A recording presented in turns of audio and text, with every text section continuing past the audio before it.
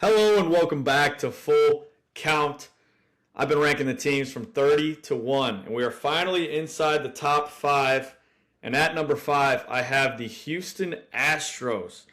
A lot higher than most people have them. I know that for sure. But I really like this team going into the 2026 season if they can stay healthy. We will go through the lineup. We'll go through the batting order. We will go through the pitching. And then we will go through the over-under for the Astros. Yes, I have them 5, and I will explain why. I think this lineup's pretty good, and we're just going to jump right into it. But stay tuned to the end to see what I choose in the over-under. Now in the one hole, second baseman, Jose Altuve will be leading off. Well, I got to say, this lineup looks a lot better when Jeremy Pena was the leadoff hitter. That being said, Jose Altuve is still awesome, and he's still producing. Last season, he hit .265 with a .329 on base and a .442 slug for an OPS of .771. He hit 26 homers and 24 doubles still. The man is going to produce at the plate. The glove is pretty awful these days at second, but it's going to be better than his left field stuff they had going on last season, but yeah, I mean, it's the same story for Jose, just a little bit worse, but still an awesome hitter.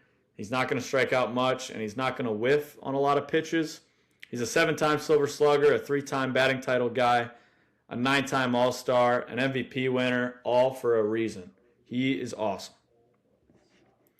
In the two-hole, DH Yordan Alvarez. When this guy plays, he's easily one of the best hitters in baseball. But he only played 48 games last season. The last 3 years before that, he received MVP votes each time. He just rakes. He's a career .961 OPS guy. It's unbelievable. When he's out there, you know what you're getting. There's going to be some swing and miss, but really nothing crazy. And he's just going to mash. He's going to be elite in the slug department. And when I say elite, I mean literally the 100th percentile in everything. Like the best in the game. Everyone watching this video knows who Yordan Alvarez is. I probably don't need to add much more. Please stay on the field, though. We need a full year of Yordan to remind everybody just how good this guy is. Now in the three-hole, third baseman Isaac Paredes. It was a pretty good year for Isaac last season in his first season in Houston. I thought he was going to put up bigger power numbers in that stadium, though, but he didn't. But he didn't play the full season, so that could have been a factor. Last season, he played 102 games. He hit .254 with a .352 on base and a .458 slug for an OPS of .809. Pretty awesome stuff. He hit 20 homers and 15 doubles. He's a pretty bad defender at third, but he's not the absolute worst by any means. He's an elite contact hitter at the plate, which I really believe in, especially having him in the three-hole, having a contact guy on with runners in front of him is huge. I love it. I think a big year is coming for Isaac this season, and I'm really excited to see what he can produce. Now in the 4 spot, shortstop Carlos Correa. Carlos returned back to Houston last season for the first time since 2021 when he was awesome. He played 144 games last season, and he was pretty good. He had .276 with a .332 on base and a .402 slug for an OPS of .734. He had 13 homers and 29 doubles. The power numbers have gone down the past 3 years, but I could definitely see them ticking up, returning back to the stadium for an entire season. Later in his career, he's seeming to be a pretty solid contact bat who can hit for some average. I mean, he's always kind of been a good contact guy. I think he's going to be great for the 4-hole in this lineup. I don't see any reason why he wouldn't. He won't be playing short because Jeremy Pena will be here in April, so that's obviously going to be a big-time improvement. The whole lineup changes when Jeremy Pena is back in it, so really huge. In the 5-hole, you got first baseman Christian Walker. Look, this guy is going to strike out a ton. Contact is just not a strength of his, but you can count on some homers. Last season, he had .238 with a .297 on base, which is ugly, and a .421 slug for an OPS of .717. It was definitely a down year for him in all statistics, but he still hit 27 homers and 24 doubles. That's pretty fun. He's actually a solid defender at first as well, so that's a plus. Christian Walker is a good player, and I definitely expect a big uptick in production this year. He's too good not to hit 30 homers and have an OPS of 750 or higher.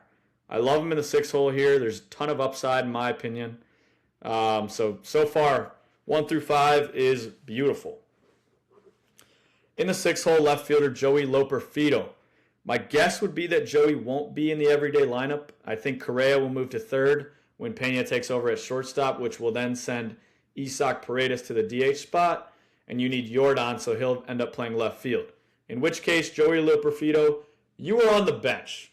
So I'm going to use this spot to talk about Jeremy Pena, just because I haven't yet, and I think he's a more important piece of this team, obviously, than Joey will be. Last year, Jeremy Pena hit .304 with a .363 on base and a .477 slug for an OPS of .840. He had 17 homers and 30 doubles last season. He's awesome, and he makes the lineup so deep. Hitting .300 doesn't happen much these days, so yeah, that was just an awesome season for Jeremy Pena. He's a stud. Back to Joey Loperfido for a second. He isn't bad off the bench. Also, I don't mean to throw this guy under the bus, but he's not in my starting lineup if I created it, and he's probably not in their lineup either if Jeremy Pena is healthy. So really good bench piece in Joey Loperfido. Don't want to make him sound like he's bad. In the 7th spot, catcher Yainer Diaz. Yainer is a catcher who hits bombs. I'll take that on my team in the 7th spot any day of the week. Last season he hit .256 with a .284 on base, which is ugly, I know, and a .417 slug for an OPS of .701. He hit 20 homers and 25 doubles. You absolutely take that type of production from your catcher position. The guy is just solid. He's nothing special defensively behind the dish, though. He's decent at throwing runners out, which in today's game seems to be the most valuable thing for a catcher. So that's always a positive. Yainer Diaz needs to chase less pitches for sure. The man likes to swing, but he also needs to take his walks. He really doesn't strike out, which is great, but I'd like to see him take more walks. It would increase his value a ton. He's great for the bottom of the lineup, though. Yainer he's a good player, so I like him. Then in the 8th spot, you got right fielder Cam Smith. This guy is just 23 years old. I think he's going to be so good. He has an elite bat speed. He's a pretty solid defender in the outfield, and he has elite speed. He came up as a third baseman, but clearly that position is loaded on this roster, so he'll be playing right field again this year. Last season in his rookie year, he played 134 games. He hit .236 with a .312 on base and a .358 slug for an OPS of .671. He finished 10th in Rookie of the Year voting, which is kind of cool, I guess. He hit 9 homers and 21 doubles. It obviously wasn't what he wanted or what Astros fans hoped he would be, but he's going to be a very good player in this league. I really have no doubts about it. I think he'll have a good season this year. If he struggles a lot, I think this is where Joey Loperfido, my guy from earlier, slides in. So the Astros have a good depth guy here, regardless of what happens. But Cam Smith has a much higher ceiling than Joey Loperfido, so at least in my opinion. So he's obviously going to win that job. In the 9-hole, center fielder Jake Myers. This guy can go out and get it in center field. He can chase down balls. He's also a pretty elite contact hitter. Last season, he ranked in the top 70th percentile in chase percentage, whiff percentage, and strikeout percentage. Last year, Jake hit .292 with a .354 on base and a .373 slug for an OPS of .727. He's a guy who really has no pop, but for a 9-hole hitter, you have to love the batting average and the on-base percentage for this guy. He's the perfect guy to turn the lineup over, and even if he can't hit, he's there to play good defense, and that's exactly what he's going to do. I absolutely love this lineup for the Astros. The whole 1 through 9 is really, really fun. In terms of injuries, I mentioned Jeremy Pena, who will be back very early in the season, like April most likely, so very soon. And then bench guys, Zach Cole, Cesar Salazar, Nick Allen, and Bryce Matthews. Bench is not great, I'll give you that. But I'm sure they'll figure it out and be just fine. Now the starting pitching for the Astros. In the 1 spot, you got Hunter Brown. Hunter Brown is the definition of an ace. He has ace stuff. He's had ace results. He's going to continue to do that. Last season, he had an ERA of 2.43 in 185 innings of work. He's just awesome. He finished third in Cy Young, and he was just simply awesome. He was 98th percentile in pitching run value, 97th in average exit velo against, 97th in hard hit percentage. So he really just limits hard hit balls, which is obviously huge. And he gets that weak contact on the ground a lot. He was 77th percentile in that category as well, the ground balls. So I like that. I would like to see Hunter Brown throw some more innings this season, but that would be nitpicky. I just think it'd be fun. But yeah, there's really nothing bad to say about this guy. He's elite, and he deserves it to be the ace of the Astros. In the 2 spot is Christian Javier. Honestly, I don't love this guy at all in the 2 spot of this rotation. I think he's a lot worse than the guys below him. I will talk about him anyway, though. He's a guy that lets up a lot of balls in the air. He doesn't strike out a ton of guys. He walks a lot of hitters. Those are all not admirable things to have as a pitcher in this league. But that being said, he's only thrown a full year's worth of innings twice. And those 2 seasons were solid. So it was a long time ago, though. In those 2 seasons, he threw 310 innings with an ERA of 3.59. Like, that'll play for sure. I can't expect much. Him being in the 2-hole, though, definitely tells me that I'm wrong about him and that I should respect him more. So I'm going to say that he's going to have a solid season. And, yeah. Now, moving on to the 3, Tatsuya Imai. Now, this guy is a total wild card. But if I was a betting man, I'd throw my chips on him. Whatever his Rookie of the Year odds are, I'd say they are worth it. I think he's going to be pretty electric this season. Last season in Japan, he threw 163 innings with a 1.92 ERA. That is obviously electric stuff. He's got lively stuff. He's got a fastball that gets up to 99. He's got a low slot, and it's kind of a deceptive delivery. He has a slider that he uses as his main strikeout pitch. And apparently he really improved his control last season, and that's why he had the numbers that I just rattled off. So I think he's always kind of had the stuff, but he pulled in the control. I expect a really good season from Tatsuya Imai this year. Really like that pickup for the Astros. Pretty quiet. I feel like nobody talked about it, but he was a big name in the offseason for a lot of teams. So people wanted him for some reason. In the 4 spot, you got Mike Burrows. Mike Burrows was really solid for Pittsburgh last season in just under 100 innings of work. He had an ERA of 3.94 and a whip of 1.24, which is solid as well. He's got an elite pitch, and that's his changeup.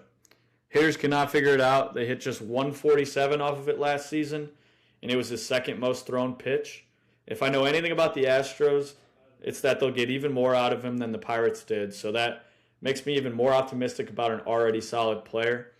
He's got an above-average fastball in terms of velocity as well. He gets some whiffs and some strikeouts as well, so you can't hate on that either. I think Mike Burrows will be solid for the Astros this season. Simple as that. And then in the 5 spot, Lance McCullers Jr. Lance is an interesting player because he came back from injury last season after missing 2 years in a row, and he was atrocious. Before that, though, we were kind of talking pretty highly of Lance McCullers, like to kind of keep the Astros run going. Before that injury, he had thrown 718 innings in the bigs, and he had an ERA of 3.48 in those innings. Like, that's a big sample size of really solid, a really solid major league pitcher. Last season was rough, though. He threw just 55 innings, so could be a case of a small sample size, but he had an ERA of 6.51. Obviously, that's not good. I do think he'll be solid this year, though, but not the guy that he was before. I think an above major league starter this year, like maybe right around 4 ERA, maybe right below it. So I like him in the 5 as well. In terms of injuries, they got Ronel Blanco, Brandon Walter, and Hayden Wisniewski all injured. Some really good pitchers there for them. Well, not really good, but, Wisniewski's got a high ceiling. Ronel Blanco's pretty good, and then Brandon Walter's all right as well. In terms of the bullpen, Brian Abreu, Brian King, Steven Okert, and Ryan Weiss is interesting as well. I thought Ryan Weiss was originally in this rotation, in the 6-man rotation, but he's interesting coming from Japan as well. And then injury to Josh Hader, who should be back late to mid-April, which is a huge guy to get back. And then Nate Pearson, who sucks, is also injured, but he throws gas, so could be fun as well. So I just followed the easiest under by the Toronto Blue Jays by the easiest over. Their over-under lands at 85.5. This is the easiest over ever. They're going to win 90 games. I don't know how anybody doesn't see this. This team is loaded. This lineup, all right, imagine it with Jeremy Pena in it. Jeremy Pena, Jose Altuve, Yordan Alvarez, Isaac Paredes, Carlos Correa, Christian Walker. Do you want to face any of them? Then Yainer Diaz, who hit 20 homers. Cam Smith, who's a young talent. Jake Myers is going to go out and get it. And, yeah, that's disgusting. So I don't know how you can't love that. And then even you got Hunter Brown at the 1, and Tatsuya Mai is really intriguing. They could go out and get another starter if they really want to in the trade deadline. So, look, folks, I love this Astros team this year. I'm really high on them, especially if the Big Boppers stay healthy. That's important, really important piece to this. But yeah, that kind of does it. That is an easiest over for me, just followed up by the easiest under in the Blue Jays. Sorry if I spoiled it and you wanted to watch the Blue Jays episode. I'm sure I did not spoil it. But if I did, I'm sorry. Let me know if I am way wrong on the Astros, if you disagree with everything. But I'm going to say I'm right. So go comment if you disagree with me. I will respond to any of them. But thank you for watching. I appreciate you staying to this point if you made it this long. Over on the Astros pretty easily, and we are finally in the top 5. I'm going to have to get these out before opening day, so I am working hard to do them, but just got 4 teams left, so we can do it. Thank you guys for watching, and feel free to subscribe if you like the stuff. And go Astros, baby. Peace.